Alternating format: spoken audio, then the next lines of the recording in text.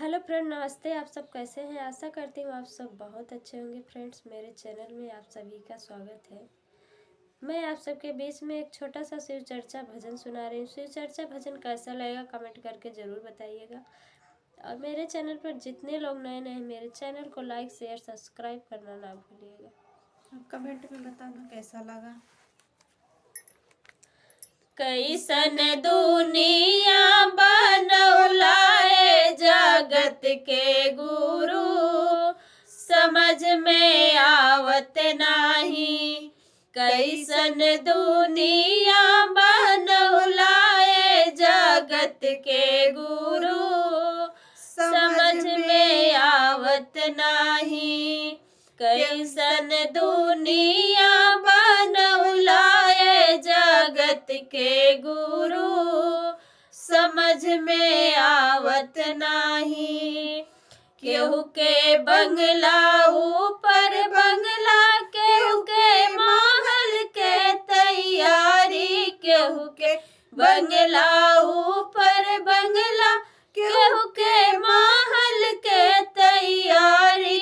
केहू के मड़ईला, केहू के मड़ईला तरसौलाए जगत के गुरु, समझ में आवत नाही। केहू के मड़ईला तरसौलाए जगत के गुरु, समझ में आवत नाही।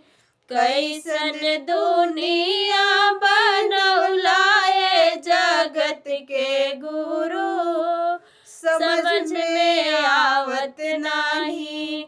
कैसन दुनिया बनौलाए जगत के गुरु, समझ में आवत नाही। केहू के गाड़ी ऊपरा गाड़ी, चार पहिया के तैयारी। केहू के गाड़ी ऊपरा गाड़ी, चार पहिया के तैयारी। केहू के गोड़ोला, केहू के गोड़ोला तरसौलाए जगत के गुरु, समझ में आवत नाही।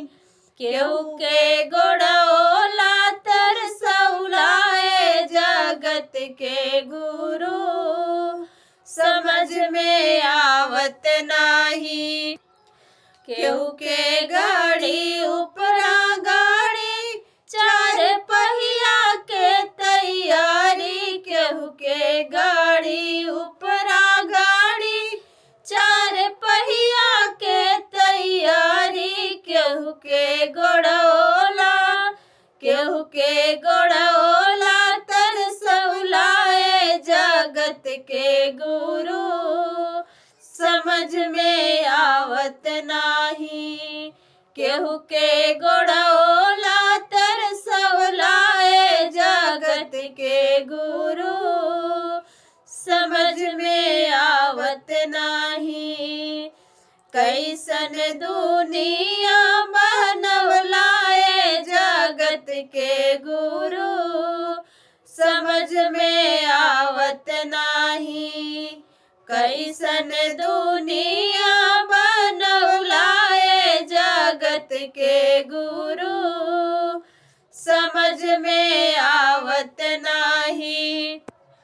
केहू के बेटा ऊपर बेटा, केहू के पोता के तैयारी। केहू के बेटा ऊपर बेटा, केहू के पोता के तैयारी। केहू के बाझिन, केहू के बाझिन नाम धरौलाए जगत के गुरु, समझ में आवत नाही।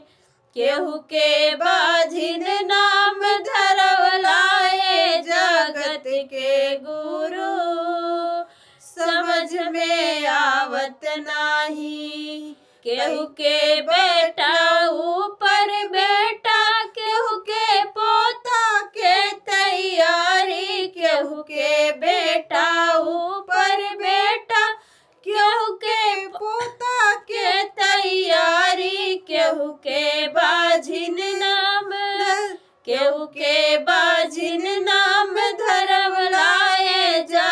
के गुरु समझ में आवत नाही। कैसन दुनिया बनवलाए जगत के गुरु समझ में आवत नाही। कैसन दुनिया बनवलाए जगत के गुरु समझ में आवत नाही। कैसन दुनिया बनवलाए जगत के गुरु समझ में आवत नाही।